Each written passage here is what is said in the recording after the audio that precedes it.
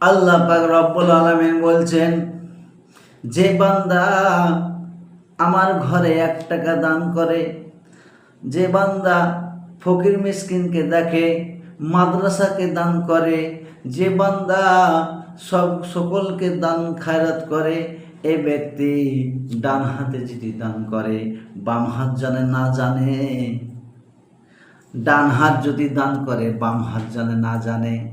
আমরা এমনই দানি, আমরা মানুষকে ঢোল না দিলে আমাদের দান করা মানায় না।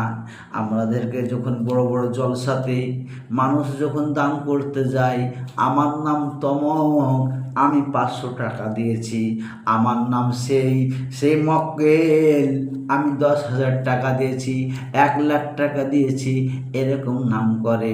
আর এরকম মানুষকে বলে, দেখ দেখ দেখ দেখ দেখ, আমি দানি হয়েছি, আমার নাম কত সুন্দর করে করছে, তোরা দান করিস না, সেই কারণে তোদের নাম করছে না। আল্লাহ পাক রব্বুল আলামিন বলছেন, ওই আমার বান্দা বান্দি